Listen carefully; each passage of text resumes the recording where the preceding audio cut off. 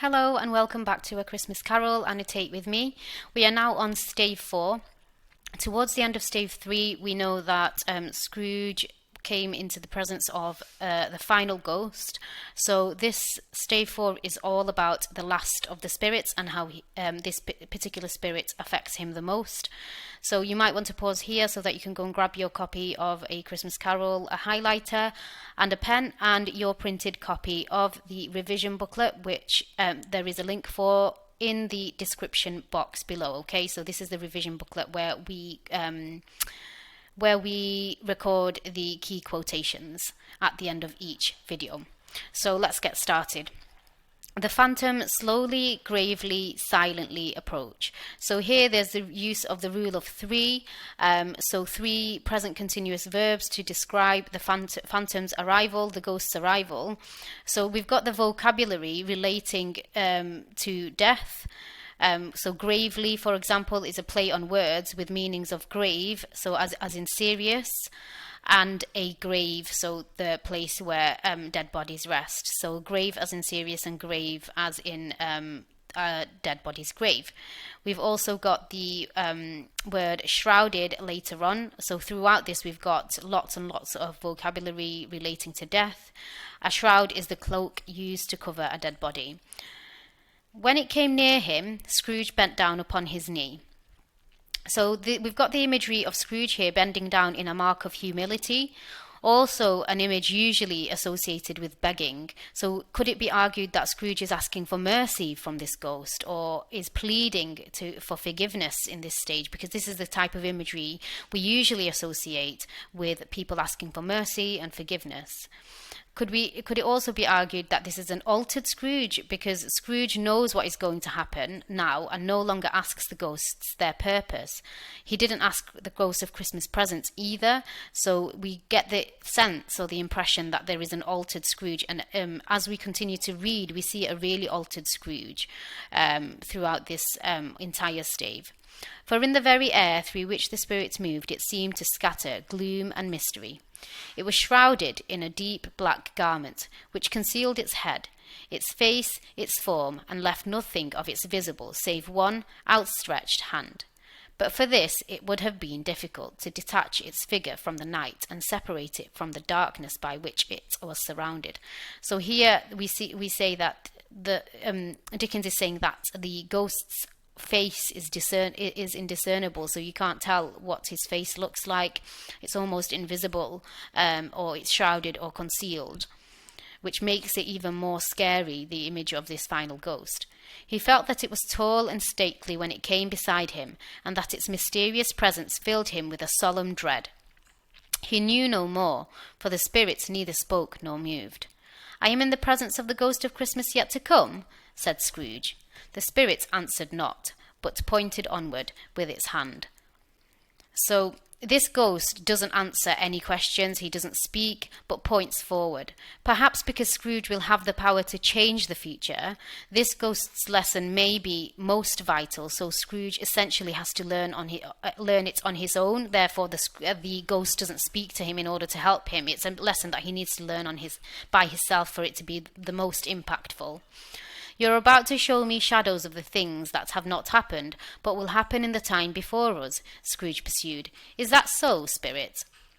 The upper portion of the garment was contracted for an instant in its folds, as if the spirit had inclined its head. That was the only answer he received. Although well used to ghostly company by this time, Scrooge feared the silent shape so much that his legs trembled beneath him, and he found that he could hardly stand when he prepared to follow it. The spirit paused a moment, as observing his condition and giving him time to recover. So we see that the spirit, although doesn't speak and doesn't seem to want to help Scrooge by speaking to him verbally, he is still very understanding like the other ghosts. So he is understanding and compassionate. And it's important that they remain to some extent compassionate and caring and understanding, because otherwise Scrooge wouldn't want to learn a lesson from them. And you could argue that some of the ghost's traits, through all 3 ghost traits, are symbolic of the type of traits that human beings should have, so compassion and mercy and forgiveness. But Scrooge was all the worse for this. It thrilled him with a vague, uncertain horror to know that behind the dusky shroud there were ghostly eyes intently fixed upon him, while he, though he stretched his own to the utmost, could see nothing but a spectral hand and one great heap of black. So the Christmas, like I said previously, the ghost of Christmas Yet to Come is the most frightening because of his lack of human features and his spectral appearance. It's important that he's the most frightening because the future is unknown, but Scrooge needs to fear his future, so he changes. The fact that the future is not certain and the features of the ghost are indiscernible are linked. So the lack of features on the ghost symbolizes that the future is as yet unwritten. What Scrooge is about to see is just one version of the future if he doesn't change. "Ghost of the future," he exclaimed, "I fear you more than any spectre I have seen. But as I know your purpose is to do me good, and as I hope to live to be another man from what I was, I am prepared to bear you company, and do it with a thankful heart." So Scrooge asserts now that he wants to be a different man, and is more eager than ever to accept the ghost's teaching. "Will you not speak to me?" It gave him no reply. The hand was pointed straight before them. "Lead on," said Scrooge, "lead on. The night is wanting fast, and it is precious time to me. I know. Lead on, spirit." So it seems almost like Scrooge is quite excited to see what this ghost is about to show. So you could argue that he's excited to learn, to change, to develop. The phantom moved away as it had come towards him. Scrooge followed in the shadow of its dress, which bore him up, he thought, and carried him along. They scarcely seemed to enter the city, for the city rather seemed to spring up about them, and encompass them of its own act. But there they were in the heart of it, on change amongst the merchants, who hurried up and down, and chinked the money in their pockets, and conversed in groups, and looked at their watches, and trifled thoughtfully with their great gold seals, and so forth, as Scrooge had seen them often. So here we get the impression that Scrooge is in the company of people who are similar to him, so people who are interested in money, who are worried about wasting time, who are very, very rushed, so very similar characters to him. The spirit stopped beside one little knot of businessmen. Observing that the hand was pointed to them, Scrooge advanced to listen to their talk. "No," said a great fat man with a monstrous chin.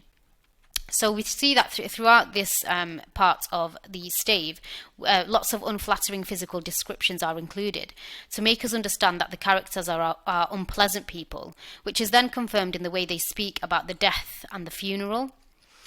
"I don't know much about it either way. I know he's dead." "When did he die?" inquired another. "Last night, I believe." "Why, what was the matter with him?" asked a third, taking a vast quantity of snuff out of a very large snuff-box. "I thought he'd never die." "God knows," said the first with a yawn.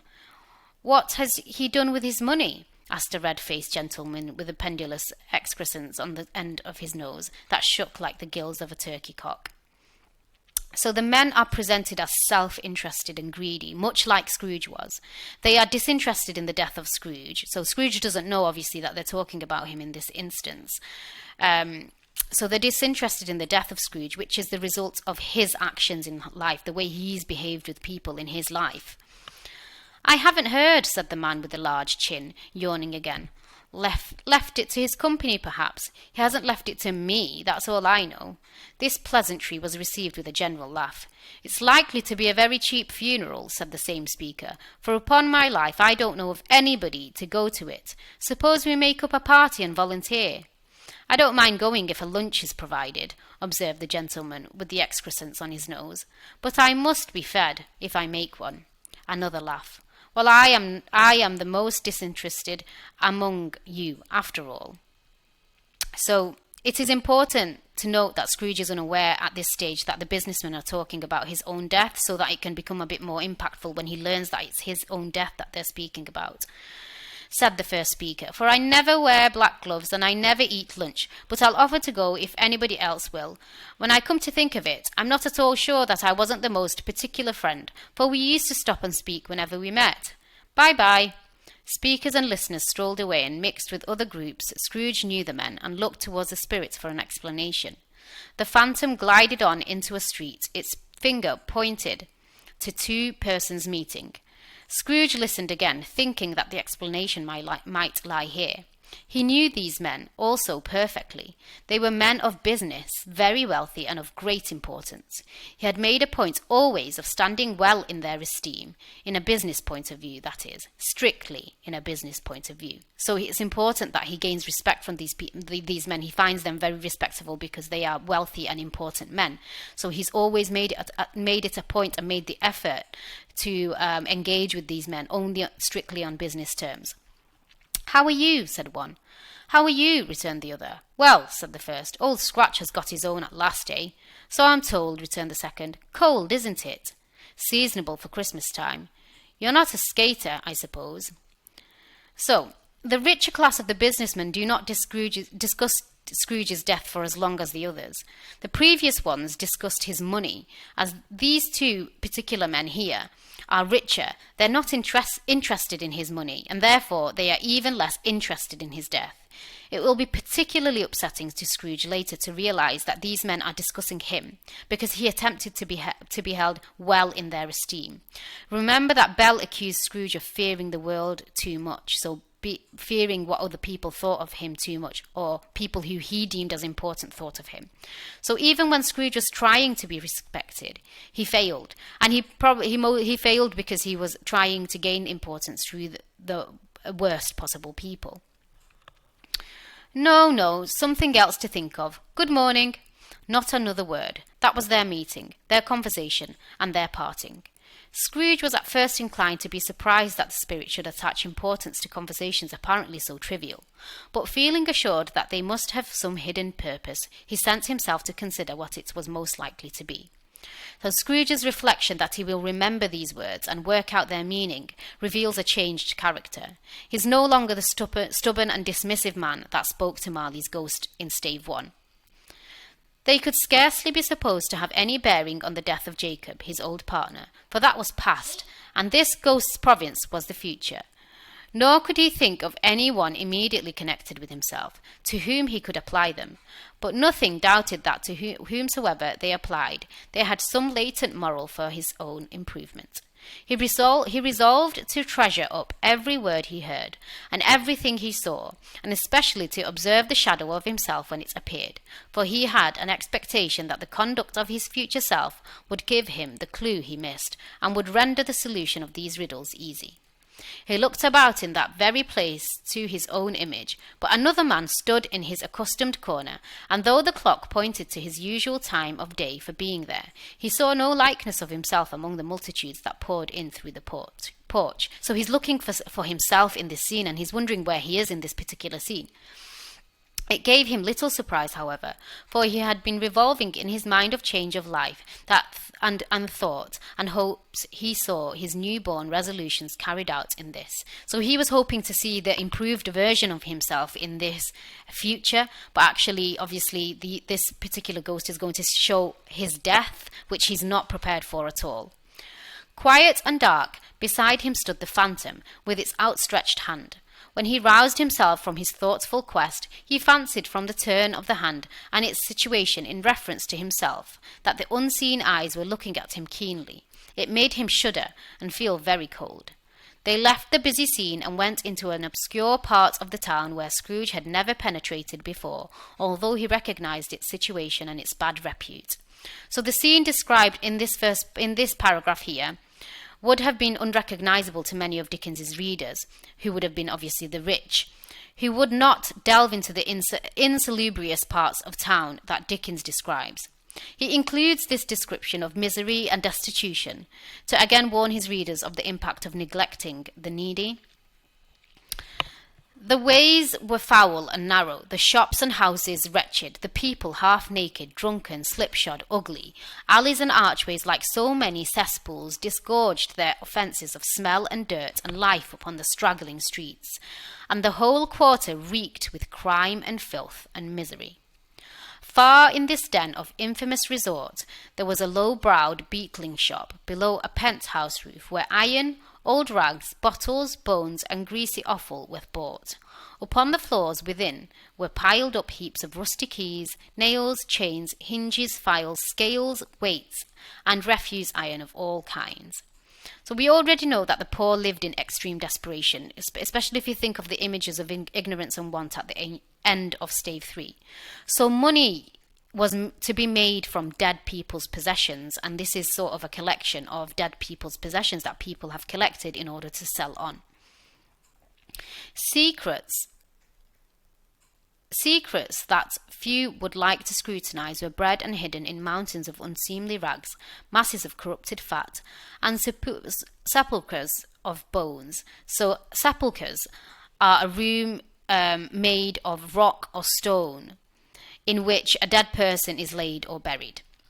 Sitting in among the wares he dealt in, by a charcoal stove made of old bricks, and a grey-haired rascal, nearly 70 years of age, who had screened himself from the cold air without by a frowsy curtaining of miscellaneous tatters, hung upon a line, and smoked his pipe in all the luxury of calm retirement.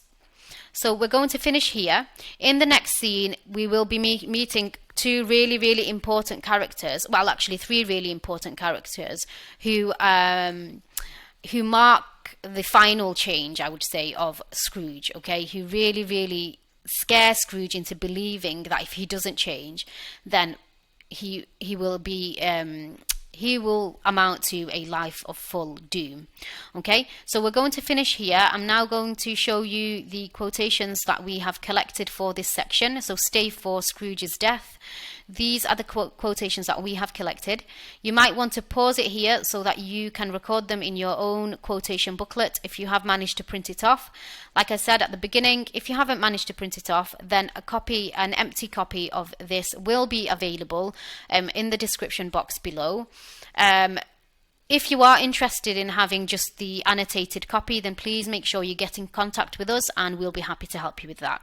Okay, thank you very much for listening. If you have found these videos helpful, then please remember to comment, like and subscribe. And in the next video, we will be continuing on with stave 4. Thank you. Bye.